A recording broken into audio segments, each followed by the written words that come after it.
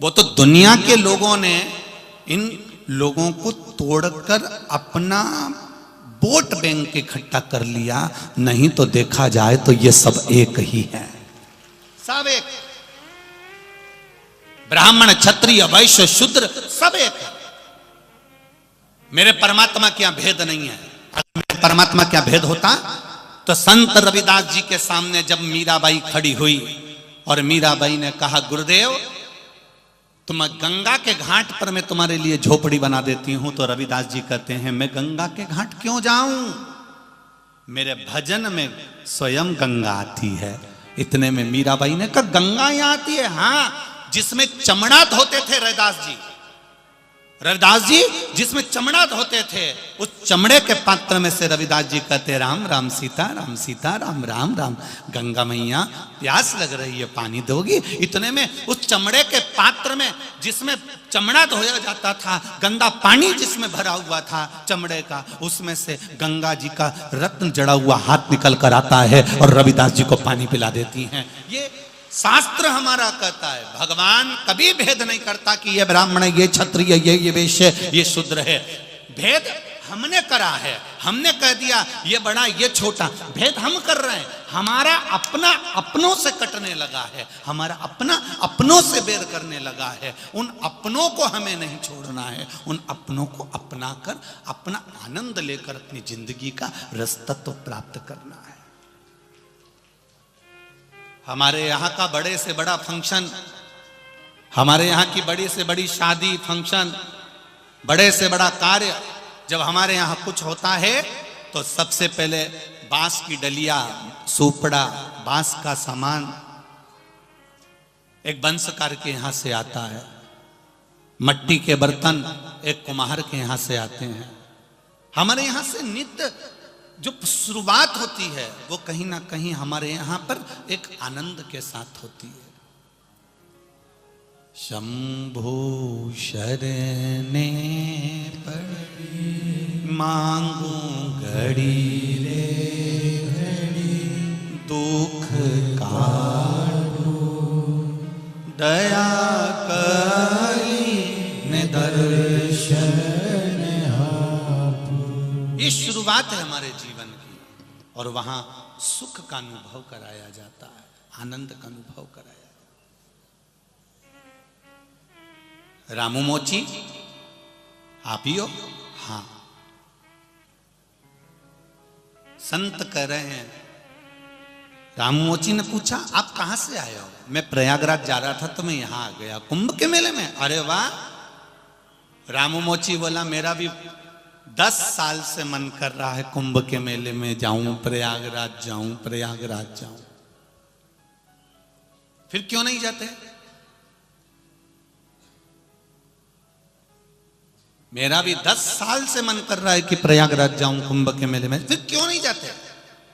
क्यों नहीं जाते? रामू मोची ने कहा, रोज महीने में मैं जो काम करता हूँ जूता चप्पल का, उससे मैं महीने में 1 रुपया बचा लेता हूँ।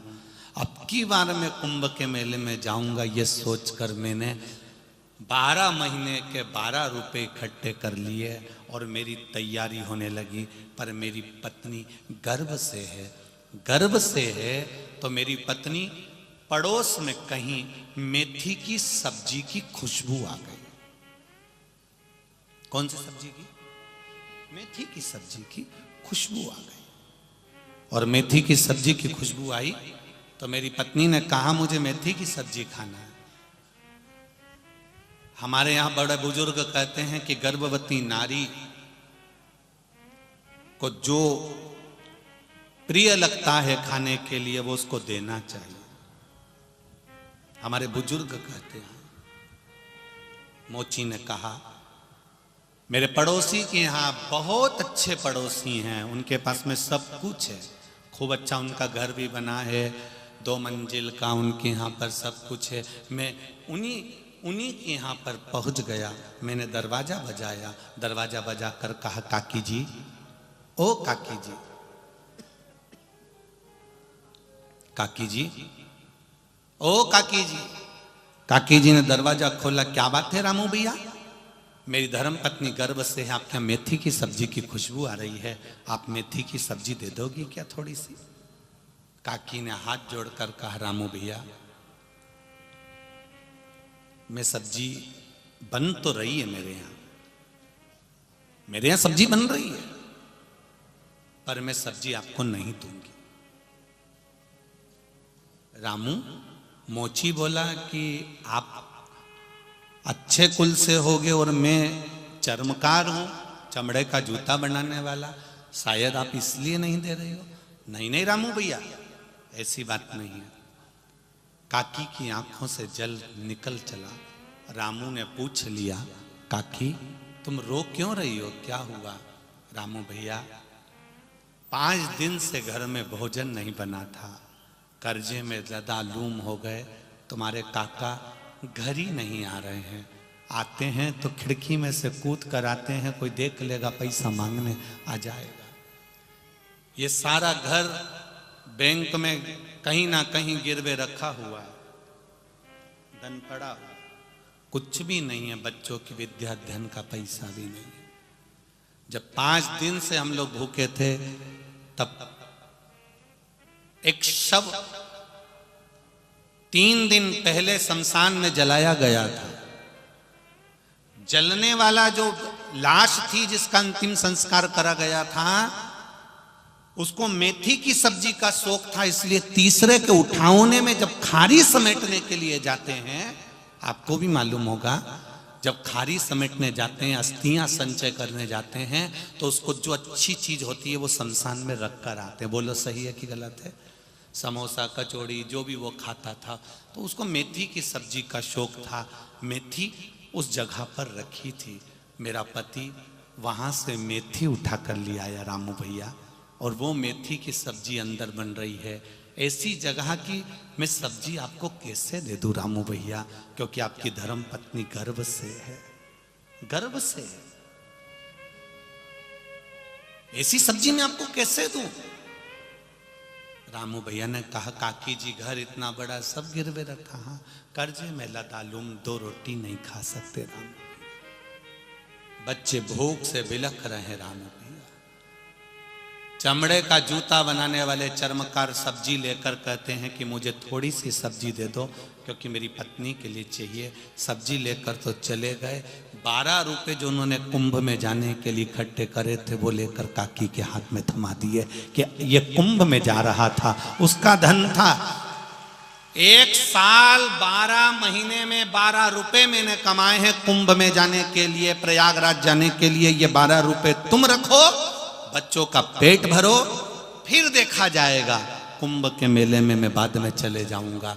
संत को जब मालूम पड़ा तो संत ने उस रामू मोची के हाथ जोड़ लिए कि तेरे बराबर दुनिया में कोई पुण्य नहीं कर सकता। कोई सत्कर्म जितना पुण्य तीर्थ में बैठने से नहीं मिलता, जितना पुण्य कहीं देवालय में बैठने से नहीं मिलता, उतना पुण्य किसी सत्कर्म को करते हुए चलो। किसी की विद्या, किसी का भोजन, किसी को पानी, किसी को जल, ये देते हुए चलो। इसका जो पुण्य है ये तो भगवान भी आपके पुण्य का बखान करेगा कि इसने ये पुण्य करा है। गुरु नानक देव जी ने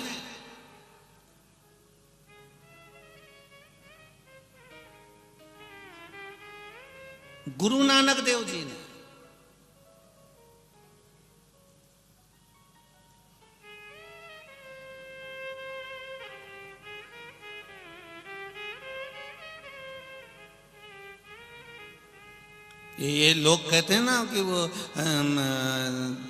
दाढ़ी वाला आता है, टोपी लगा के आता है, गिफ्ट देकर जाता है।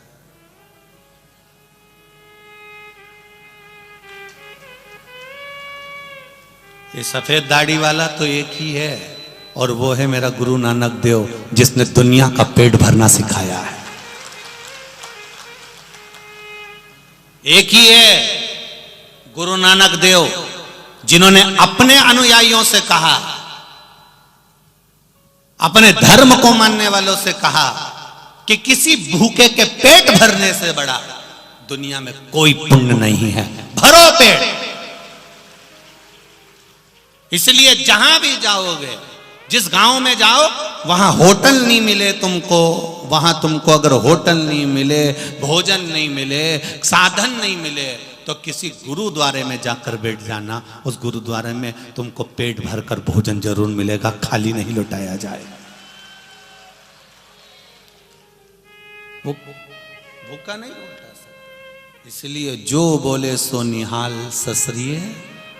ये एक आनंद है हमारे सनातन धर्म का, एक आनंद है हमारा।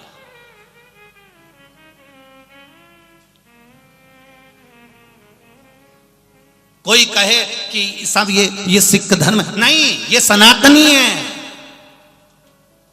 मेरे गुरु नानक देव जी ने सिखाया कि पुण्य कैसे कमाया जाता है, उस पुण्य की परिभाषा बताई है, सेवा का क्रम बताया है। कभी पुण्य का दर्शन करना हो तो जैसे मालेगांव में कथा चल रही है, अब मालेगांव में कथा चल रही है तो कभी जाके रसोई घर का दर्शन कर कर आना। छोटी छोटी बच्चियां, छोटी छोटी माताएं, अच्छे अच्छे परिवार की माताएं हाथ में सोने की चूड़ियां पहनी हैं और वहां आटा उसन कर पूड़ी बेल रही हैं। कभी पुण्य का दर्शन करना है, बाल्टी में लेकर खड़े होकर खिचड़ी दे रही हैं। पुण्य का दर्शन करना है, पानी पिला रहे हैं आरओ का। पुण्य का दर्शन करना है, सवेरे जो 11 बजे सो के उठते थे अपने घर में, सवेरे 4 बजे उठकर चाय बनाकर लोगों को चाय पिला रहे हैं। पुण्य का दर्शन इसको कहते हैं। जो अपने घर के सेठ हैं, 11 बजे से पहले घर में नहीं उठते थे। पत्नी भी कहती थी उठ जाओ, 10 बज गई, 10 बज गई, 11 बज गई। वो सवेरे 4 बजे उठकर कथा के पंडाल में भगोना रखकर चाय उकलवा रहे हैं और छोटे छोटे कप में सबको चाय पिला रहे हैं। ये पुण्य नहीं तो और क्या है? पानी पिला रहे हैं, अन्न दे रहे हैं, भाग दे रहे हैं, बिस्कुट बांट। आज आदरणीय मंत्री जी कह रहे थे भूसे जी कि गुरुजी कल और परसों 2 दिन से पूरे मालेगांव के किराना के व्यापारियों के यहाँ पर पोहा नहीं मिल रहा है। इतना पोहा गला गला कर बघार कर खिला दिया लोगों को। पूरे मालेगांव में पोहे की कमती हो गई, इतना पोहा बना बना कर खिलाया है लोगों ने। अब ये सेठों ने अपना जो खजाना खोला है, ये खजाना नहीं है, ये पुण्य। और कितना आप 7 दिन जो लगाए हो, तारीख, एक डायरी लेना, और डायरी में जैसे हम लिखते हैं वैसे तुम भी लिखना कि आज इतनी तारीख को हमने इतना, भगवान की कृपा से आज मौका मिला और मैंने इतने लोगों को फरियाल कराया, या इतने लोगों को पानी पिलाया, या इतने लोगों को चाय पिलाई। बस लिखा हुआ डायरी को कहीं उठाकर रख देना। अगले साल भी नहीं होगा, 3 महीने के अंदर उस हिसाब को जोड़ना कि कितने का खर्च करा था, उससे डबल तिबल मिला कि नहीं मिला। ज्यादा नहीं, केवल 3 महीने के अंदर बहुत उतना। तो क्या देता है वो, क्या प्रदान करता है वो वही जान सकता है। उसको कुबेरेश्वर महादेव कहते हैं। कुबेरेश्वर महादेव का कभी आपने वर्णन नहीं सुना हो तो एक बार जब 16 फरवरी से कुबेरेश्वर धाम से कथा आए तो उसको सुनना कि कुबेरेश्वर महादेव का मतलब क्या होता है। लक्ष्मी के पास में जब लक्ष्मी समाप्त हो जाती है, कुबेर के खजाने में जब कुबेर का भंडार खत्म हो जाता है, भगवान नारायण जब तप में लीन हो जाते हैं और कर्जे में लदालूम हो जाते हैं, तब एक महादेव ऐसे हैं, कुबेरेश्वर महादेव, जिनके पास खड़े होकर भगवान भी बरकत लुटा देते हैं। केवल एक, उसको कुबेर भंडारी कहा जाता है। कुबेर भंडारी। और इतना मेरा विश्वास कहता है मेरी बहनों से और मेरे भाइयों से, जितने लोग यहाँ कथा सुन रहे हैं, ये मेरा विश्वास कहता है, मेरा भरोसा कहता है। आप जितने साल से टीवी पर, जितने महीने से, जितने साल से आस्था चैनल पर या मोबाइल पर या पंडाल में कथा सुन रहे हो, जितने समय से, ये मेरा विश्वास कहता है, क्योंकि ये पोथी के रूप में केवल शिव पोथी नहीं, मेरा कुबेरेश्वर महादेव सीहोर से चलता है। ये मेरा विश्वास कहता है। जितने लोग कथा सुन रहे हैं टीवी पर, मोबाइल पर या पंडाल में, ये मेरा विश्वास कहता है, पहले का समय निकाल लो, कथा नहीं सुनी थी उससे पहले का, और कथा सुनी उसके बाद का समय निकाल लो, तुम्हें भूखा नहीं सोने दिया होगा मेरे कुबेर भंडारी ने दिया। कोरोना जैसी महामारी में भी मेरा कुबेर भंडारी ने तुम्हारा नहीं तो राष्ट्र को संभलने में देरी लगती है, इतनी बड़ी बीमारी से निकलने में देरी लगती है। चीन जैसा देश नहीं निकल पा रहा बीमारी से बाहर, और भारत की धरा बीमारी से निपटने को तैयार। तो ये कहीं ना कहीं मेरे देवाधिदेव महादेव की करुणा, कृपा, उसकी उदारता है, और आपका विश्वास शंकर के प्रति जो है उसका फल है। करो परमार्थ, करो।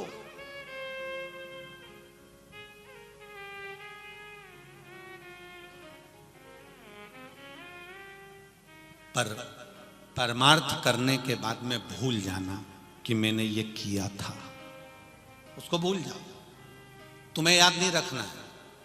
हमने क्या कहा, डायरी में लिखकर डायरी को पटक दो, फिर नहीं देखना उसको। रख दिया ना, रख दिया। उसके बाद डायरी वो देखेगा, अब तुम्हें नहीं देखना है। कमला आई, निकालो इसकी डायरी, अब उसको निकालना है। पार्वती जी से वो कहेगा, कमला बाई की डायरी निकालो। कौन कमला? वही जो मालेगांव वही थी। अच्छा,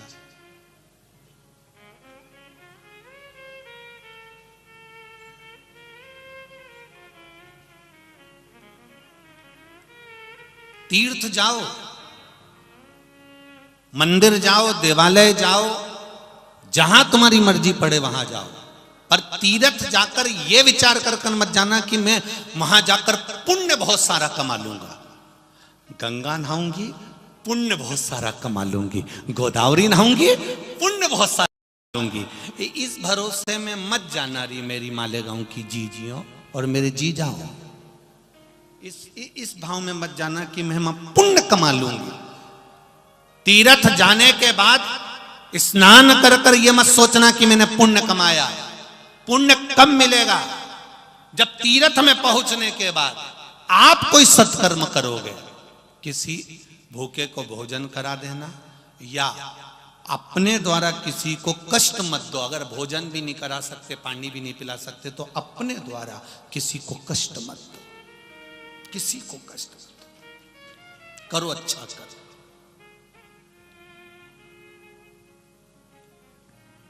अच्छे कर्म में लग जाओ। मत बुरे कर्म कर बंदे, वरना पछताएगा। भगवान की आंखों से तू बच नहीं पाएगा, तू बच नहीं पाएगा। अरे ओ अज्ञानी, मत करना दाई, तेरे कर्म का फल भी तू ही पाएगा। जैसा किया तूने तेरे आगे आएगा। मत बुरे कर्म कर बंदे, वरना पछताएगा। भगवान की आंखों से तू बच नहीं पाएगा, तू बच नहीं पाएगा। भजन में लीन रहो, भक्ति में लीन रहो, स्मरण में लीन रहो।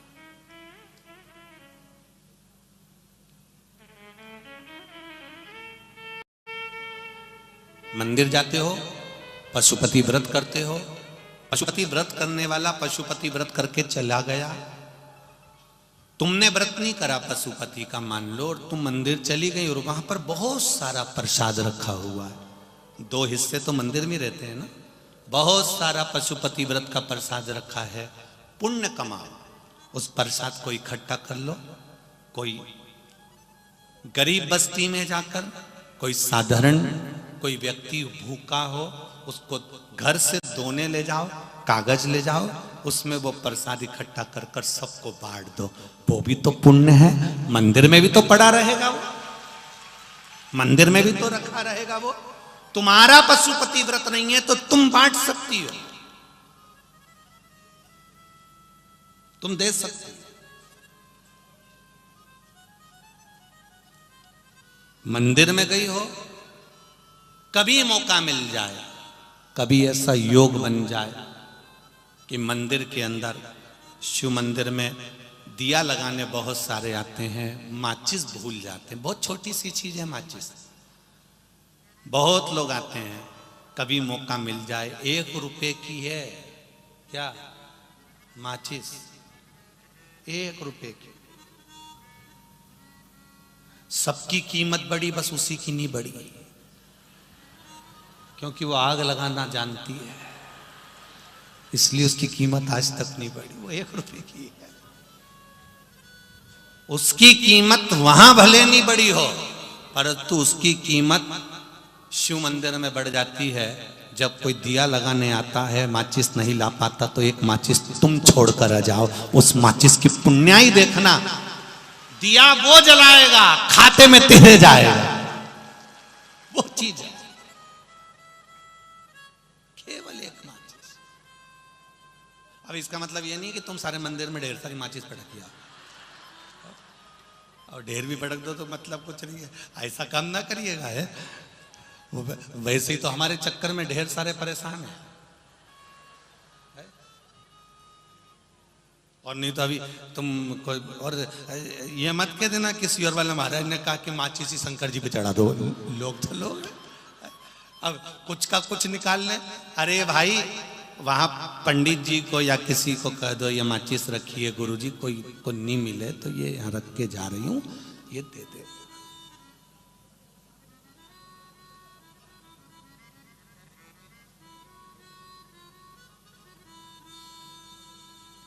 कुछ नहीं बने, कुछ नहीं।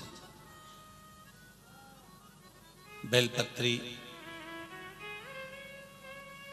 का जो भाव है, बहुत सारी बेलपत्री अगर पड़ी है, शिव जी पे चढ़ी हुई निर्माल्य रखी है, उसको ले आओ, छत पे ले जाके सुखा लो, सुखाकर उसको पीस कर उसका पाउडर बनाकर सबको देना चालू कर दो।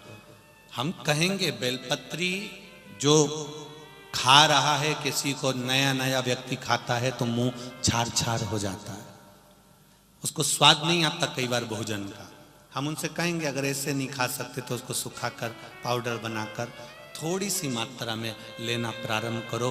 कुंदकेश्वर महादेव के नाम से तुम्हारी शुगर की गोलियां, इंसुलिन जो आप लेते हो इंजेक्शन, धीरे धीरे इस व्यासपीठ से कहते हैं कि वो इंजेक्शन लेना बंद हो जाएगा। शिव की बेलपत्र इतना काम है।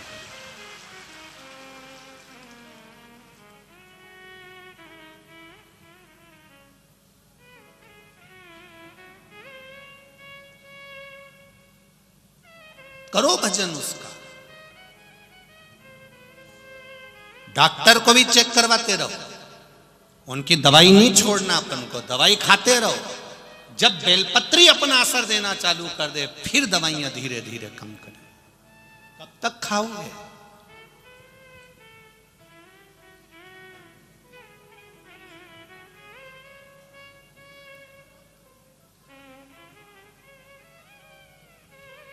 इन पत्र में एक काम सौंप रहा हूं मैं मालेगांव के किसी भाई कार्यकर्ता को।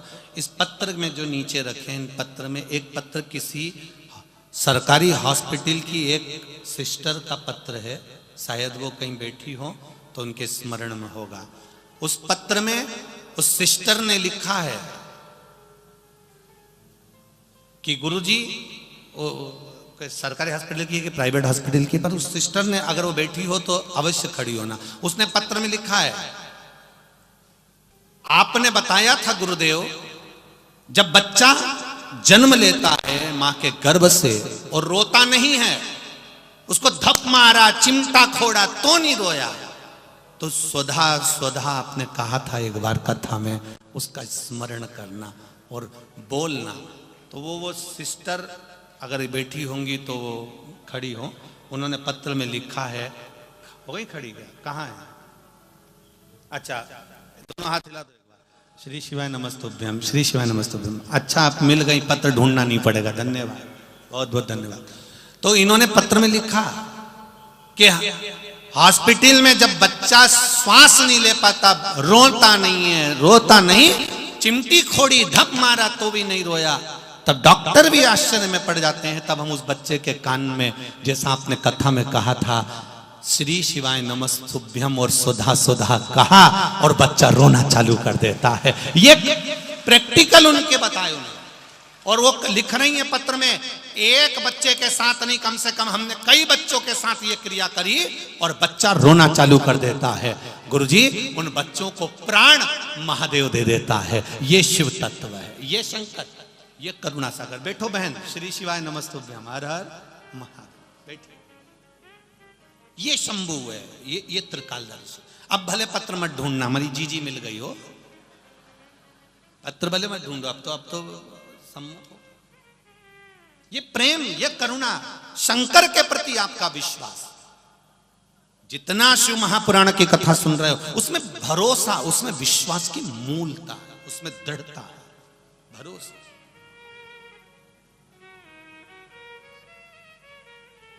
मैंने तेरे ही भरोसे, ओ बाबा तेरे ही भरोसे, हवा बिच उड़ती जावागी, बाबा डोर हर तो छड़ी ना मैं कटी जावागी, भोले मैं तेरी पतन, शंभो मैं तेरी पतन, हवा बिच उड़ती जावागी, बाबा डोर हर तो छड़ी ना मैं कटी जावागी।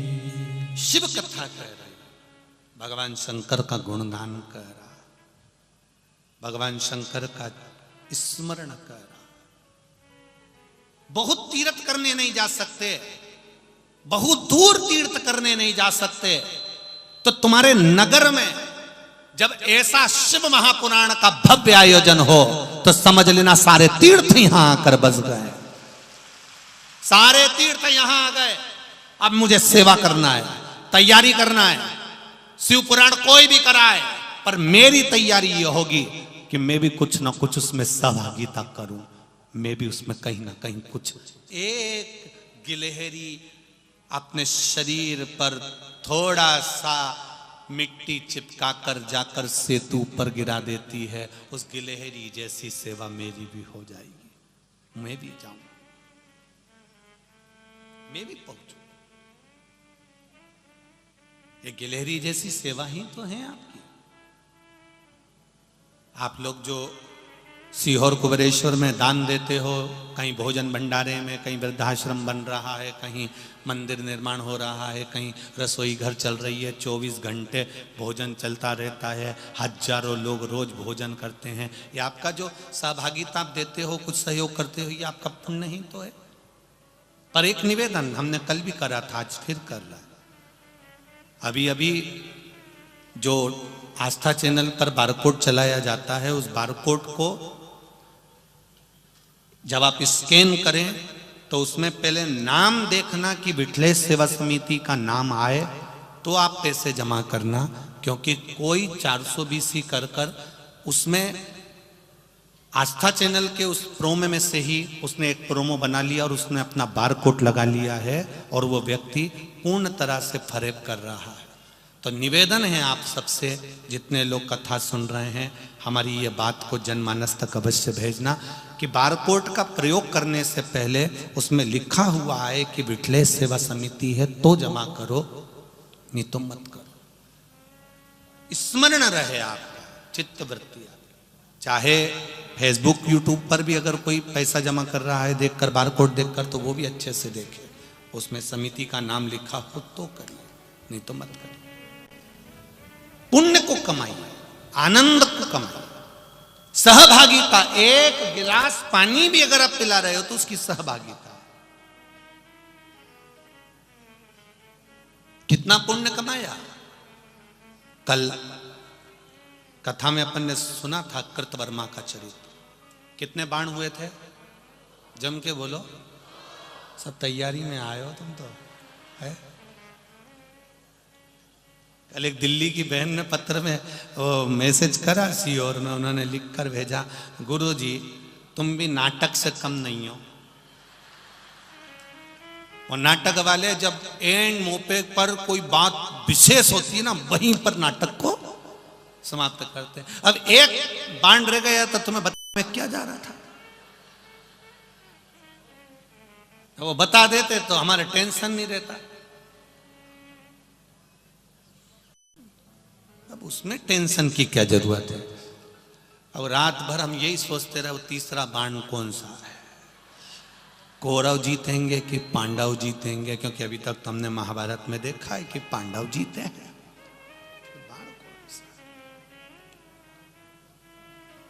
उद्योग पर्व कह रहा है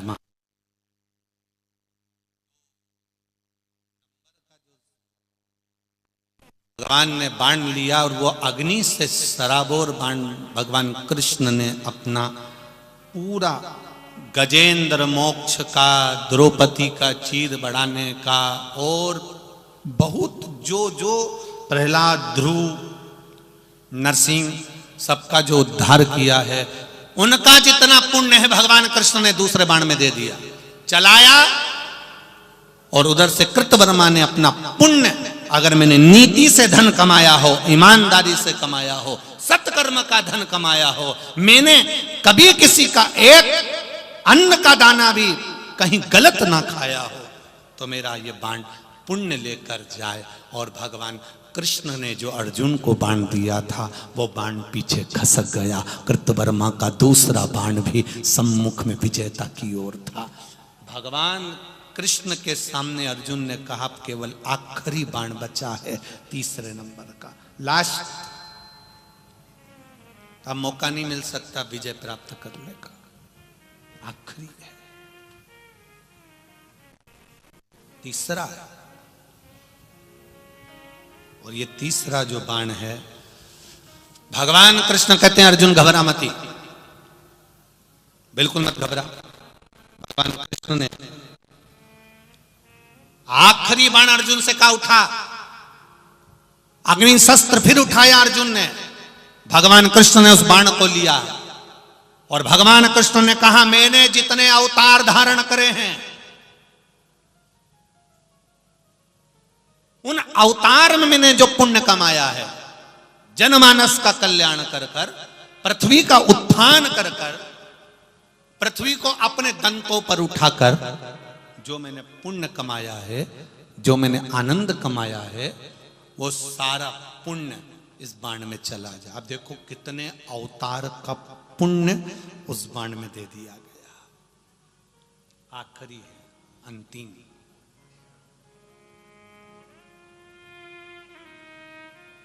अंतिम बाण।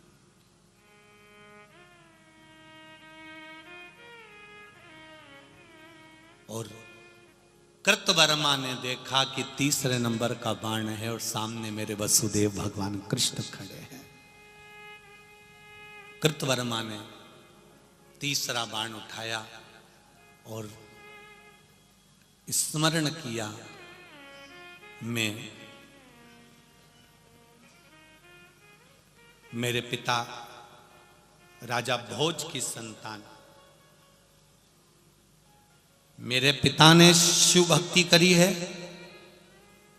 मेरे दादा ने शिव भक्ति करी है।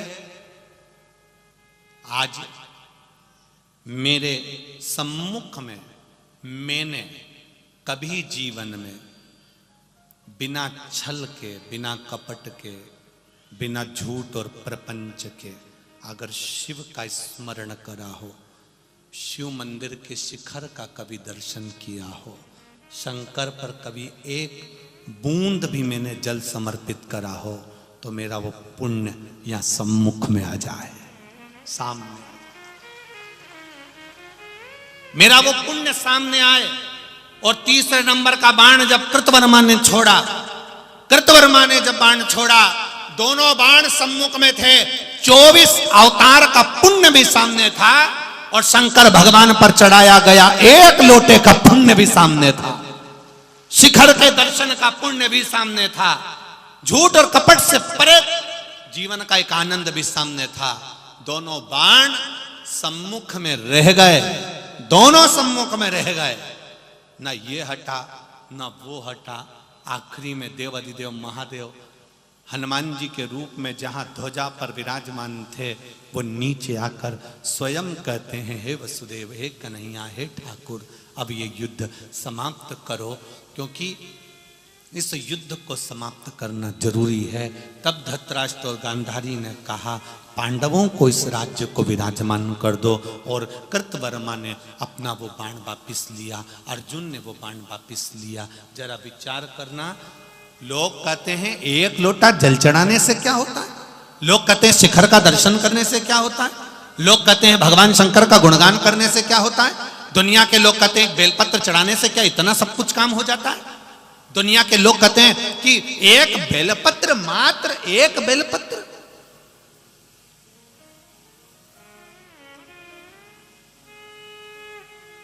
केवल एक बेलपत्र, क्या शंकर भगवान का गुणगान इतना पवित्र है कि उसका फल इतना मिल जाता है? अरे भाई, उस बेलपत्र की महत्वता को तो समझो, उस जल की महत्वता को तो समझो, उस भगवान भोलेनाथ को चढ़ाए गए एक आनंद की महत्वता को तो समझो। जिस दिन आपने भगवान शिव की भक्ति की महत्वता को समझ गए, उस दिन जीवन का सारा सुख आपको प्राप्त हो जाएगा। सारा सुख मिली। पुण्य देखिए कितना प्रबल होता है, उस पुण्य का भाग देखिए कितना प्रबल होता है। मिला, प्राप्त हुआ, और सम्मुख दोनों हैं, सामने दोनों हैं, ये भी पुण्य प्रबल है और ये भी पुण्य प्रबल है। 24 अवतार में जो पुण्य का भाव दर्शाया गया, वो पुण्य का भाव यहां भी दर्शित किया गया। पृथ्वी का उत्थान करा मैंने, पृथ्वी का बाहर तत्व उतारा मैंने, संपूर्ण विश्व का कल्याण करा मैंने, संपूर्ण जगत का उत्थान करा मैंने। अब वो पुण्य सामने, इसलिए बार बार कहते हैं कुछ अच्छा कर कर चलना इस जीवन से। ये परिवार के लिए, कुटुंब के लिए, नातों के लिए, रिश्तों के लिए, अपनों के लिए करा वो अलग बात है, पर कुछ दूसरों के लिए भी कर कर चलिए। सब मतलब के यार हमने देख लिया, झूठे नाते झूठे रिश्ते, झूठे नाते झूठे रिश्ते, झूठा है संसार हमने देख लिया। सब मतलब के यार हमने देख लिया, देख लिया संसार हमने देख लिया। महाराज, जितनों को अजमाओगे अपनों को कहीं ना कहीं धोखा खा जाओ, कहीं ना कहीं।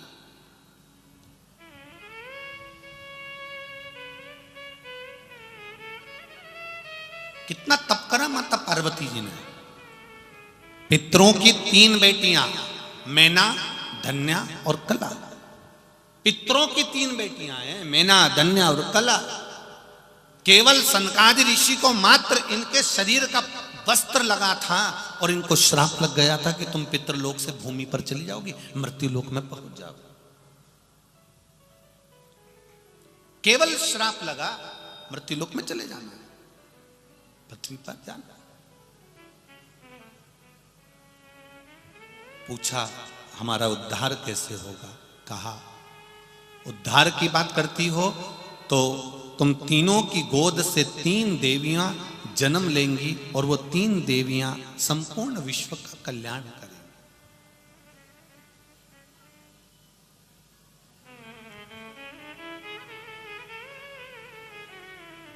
संपूर्ण विश्व का कल्याण।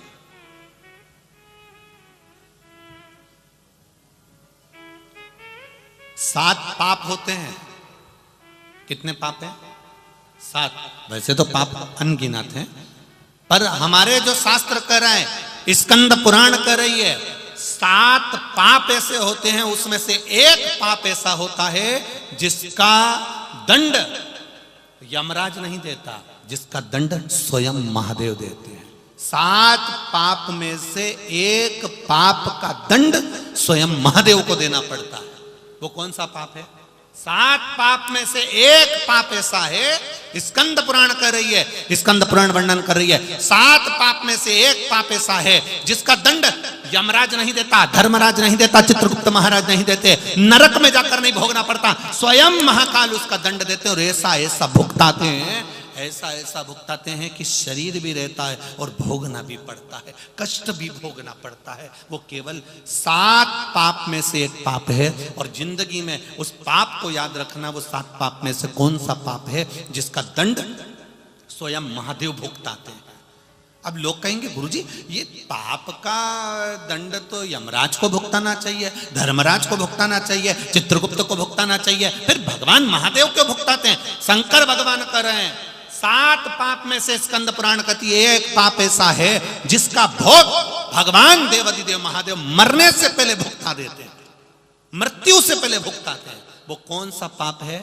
किसी गर्भवती नारी को और रजो धर्म वाली नारी को, गाली बकने वाले व्यक्ति को, अपशब्द कहने वाले व्यक्ति को मरने से पहले शंकर भुगताता जरूर है, ये निश्चित है। कौन को? जम के बोलिए जरा, जरा जम के बोलो, जरा मालेगांव वालों, ये कथा बड़ी विचित्र है स्कंद पुराण की, जरा इसका स्मरण करिएगा। कौन को? गर्भवती नारी। कोई नारी गर्भ से है, कोई स्त्री गर्भ से है, उसको कोई ने अपशब्द कह दिया, गाली दे दिया, ताना दे दिया, खूब आड़ा टेढ़ा बोला, खूब गालियां दी, जिसने दिया वो तैयारी कर कर बैठ जाना कि मरने से पहले तुझे भुगतना पड़ेगा। कोई रजो धर्म से है, रजस्वला है, 7 दिन तक 5 दिन तक नारी काम नहीं कर पाती है, 5 दिन 7 दिन मंदिर में नहीं जाती है। रजो धर्म के समय पर अगर उस नारी को किसी ने गाली दी है, अपशब्द कहा है, ताने दिए हैं, कोई ने आड़ा टेढ़ा बोला है, उसको भुगतना पड़ता ही है। 7 पाप में से एक पाप ऐसा है जो शिवाय नमस्तु श्री शिवाय नमस्तु श्री शिवाय नमस्तु भोला सब दुख काटो मारा, ओ भोला सब दुख काटो मारा। शिव शंकर जपो तेरी माला, भोले बाबा जपो तेरी माला, भोला सब दुख काटो मारा, ओ भोला सब दुख काटो मारा। वैश्य है मंगल मंगलकारी, वैश्य है मंगल मंगलकारी, शमशान वासी हमारा, शमशान वासी हमारा, भोला सब दुख काटो मारा, ओ भोला सब दुख काटो मारा। शिव कथा कर रही है, भगवान शंकर का संवाद कर रहा है, शिव महापुराण की कथा वर्णन कर रही है। जीवन में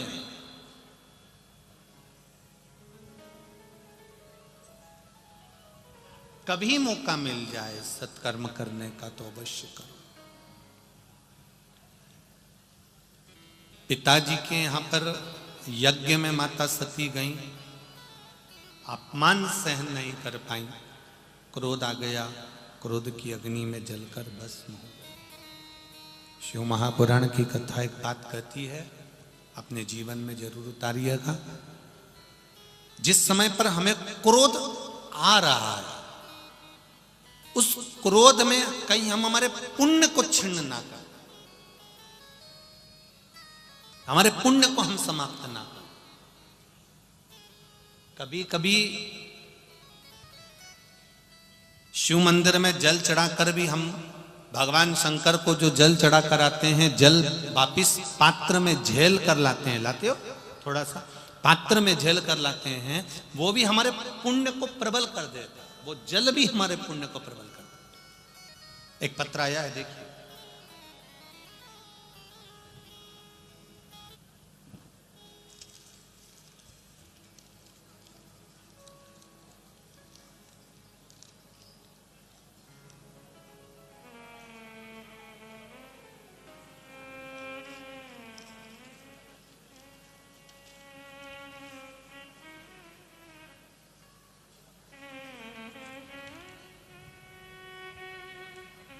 माया विलास गोस्वामी गोसावी नासिक से हैं, कहीं बैठे हों तो हाथ हिलाइएगा, कहीं बैठे हों तो हाथ हिलाइएगा। माया विलास गोसावी नासिक, इन्होंने पत्र में लिखा है, कहीं बैठे हों तो अवश्य हाथ हिलाइएगा, कि मेरे भोलेनाथ जी की कृपा किसको कहते हैं गुरुदेव। मेरे पति को डॉक्टरों ने सोरायसिस की बीमारी बता दी थी, पूरे शरीर में खुजली होती थी, खाल निकलती रहती थी।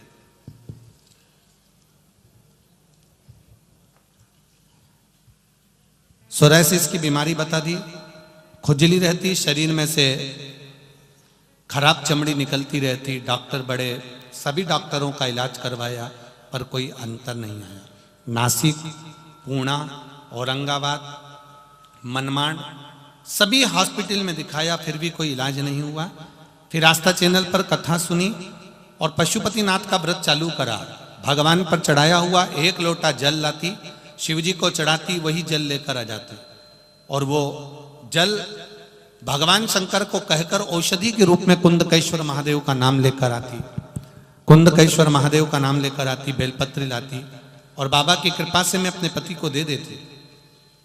बाबा की कृपा ऐसी हुई गुरुदेव कि जो दवाइयां कहीं काम नहीं करी, वो बेलपत्री ने काम कर दिया, और मेरे पति आज पूर्ण तरह से ठीक हो चुके हैं।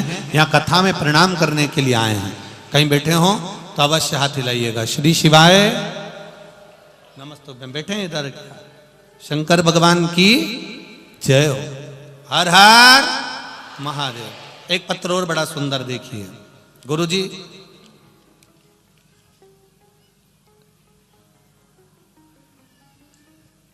पत्र में नाम सुनीता सुषमा सोनबड़े धूलिया से हैं, कहीं बैठे हो तो हाथ हिलाइएगा। जहां कहीं भी बैठी हो हाथ अवश्य हिलाइएगा, कहीं बैठी हो तो।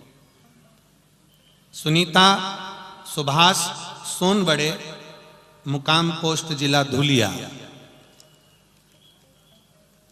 आपने पत्र में लिखा है, अच्छा पीछे हैं, हाँ दोनों हाथ ऐसे हिला दो बहन एक बार जी। श्री शिवाय नमस्तुभ्यम। भोले बाबा की कृपा का क्या बखान करूं गुरुदेव। गर्भाशय में गठान हो गई थी, उस गठान का चेकअप कराया गया तो कैंसर था। मेरा पूना में 6 में ONP हॉस्पिटल में ऑपरेशन किया, लेकिन कोई आराम नहीं मिला और वो कैंसर शरीर में रहा। महीने भर इलाज चलता रहा पर कोई उसमें अंतर नहीं आया गुरुदेव। गठान वैसी की वैसी ही रही, और फिर एक गठान का ऑपरेट होकर दूसरी गठान का वर्णन हुआ, वो गठान भी वैसी ही कैंसर की रही। ऑपरेशन कितने करवाते गुरुदेव, ऑपरेशन कराना पड़ेगा ये डॉक्टर फिर बोले। तब किसी ने कहा कि शंकर जी पे चढ़ा हुआ जल और बेलपत्री को खाना प्रारंभ करो। मैंने डॉक्टर की दवाई भी ली, शिव जी को समर्पित करी और मैं अपने घर आई। शिव जी पर चढ़ा हुआ एक लोटा जल और जल बाबा की कृपा से मैंने लेना चालू करा। बाबा की ऐसी कृपा हुई गुरुदेव, भगवान की कृपा से, शिव की कृपा से जल चढ़ाया हुआ पीना चालू करा और बेलपत्र खाना चालू करे। आज की स्थिति में मेरा कैंसर समाप्त हो चुका है और मैं पूर्ण तरह से ठीक हूं। ये शिव तत्व है, ये शंकर अवघड़ी है। बैठिए बहन। श्री शिवाय नमस्तुभ्यम।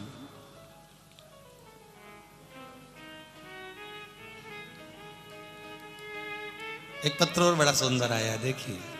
पत्र तो सभी सुंदर हैं।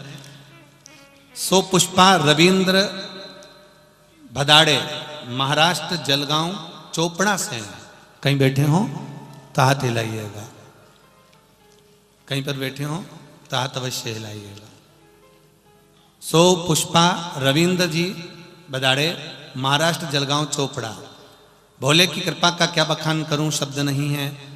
कथा में आप पत्र पढ़ते हैं, बहुत अच्छा लगता है। मैंने आपकी मंदोदरी शिव महापुराण की कथा मोबाइल पर सुनी।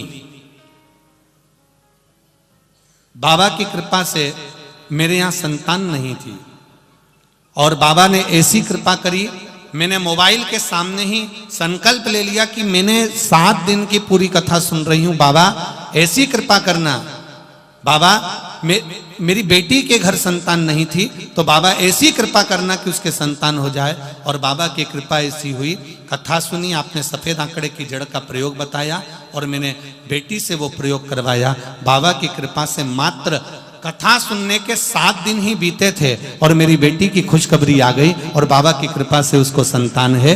ये शिव कृपा है। बाबा प्रणाम करने के लिए आए। दम ले रहा है माइक, जरा देखिए। शिव कथा कह रही है, शिव महापुराण की कथा वर्णन कर रही है।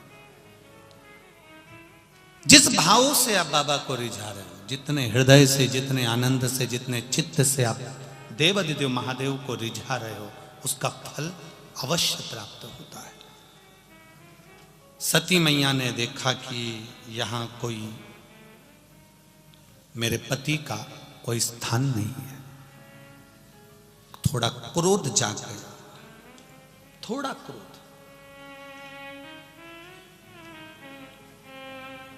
और वो क्रोध पीछे का जो पुण्य है, उस पुण्य को समाप्त कर देता है। जब व्यक्ति क्रोध में आता है, गुस्से में आता है, तो उसका जो पूर्व का करा गया पुण्य है, सत्कर्म है, भजन है, आनंद है, दान है, वो सब समाप्त कर देता है। आप अंदाजा लगाइएगा थोड़ा सा। एक घर में बहू और सास से अपन इस बात को समझें। बहू बहुत अच्छा काम करती है, घर में सेवा करती है, संभाल लेती है, सब काम अच्छा करती है, सब अच्छे से सबको लेकर चलती है, सारा कार्य श्रेष्ठता में करती है। पर अगर किसी सास से पूछा जाए, साहब तुम्हारी बहू कैसी है? अरे गुरुजी बहुत बढ़िया, सारा घर लेकर चलती है, सबको आदर देती है, सबको सम्मान करती है, सबका सत्कार करती है, सब कुछ अच्छा है, बहुत बढ़िया है, हाँ बहुत अच्छी है, बहुत बढ़िया। पर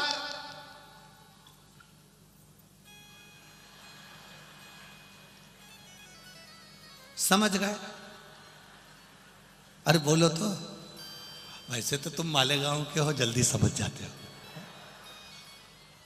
सेवा करती है, बहुत अच्छी करती है, काम करती है, बहुत अच्छा करती है, भोजन भी अच्छा बनाती है, सेवा भी अच्छा करती है, काम भी अच्छा करती है, सब कुछ अच्छा करती है। बस एक खराबी है, ये जो 2 तोले की है ना जीवान, बस ये गड़बड़ है। पूरा 20 दिन अच्छा करेगी और एक दिन ऐसा कर जाएगी गुरुजी, ऐसी बोले कि पूरा करा धरा पे। अपने को यह सास बहू के किस्से से समझना है कि पुण्य और पाप में अंतर क्या, जरा समझिएगा। सोमवार का व्रत करा, एकादशी का व्रत करा, मंगलवार का व्रत करा, बुधवार का व्रत करा, चतुर्थी का व्रत करा, तीज का व्रत करा, गंगा जी नहाने गई, गोदावरी नहाने गई, नर्मदा जी नहाने गई, पुण्यता कमाया। अब आई घर।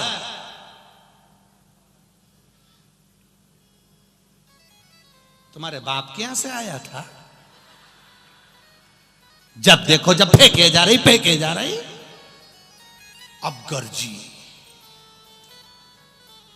क्या नहा के आई थी? बोलो बोलो, जम के बोलो। गंगा, गोदावरी, नर्मदा, छिपरा सब नहा के आई, तीरथ करके आई। देखो कथा में आप लोग आए हो, और कथा में से जब घर जाओ और घर जाकर पति को प्रणाम करो, बच्चों से अच्छा व्यवहार करो, जेठ जेठानी से अच्छा व्यवहार करो, नाते रिश्तेदारों से, देवरानी बहू ननन सबसे अच्छा व्यवहार करो, तो जितने लोग घर पे कथा सुन रहे होंगे ना, और तुम यहां से कथा सुनकर जाओगी ना, वो सबसे ज्यादा खुश होंगे। जब से हमारी अम्मा आई तब से बदली बदली नजर आ रही।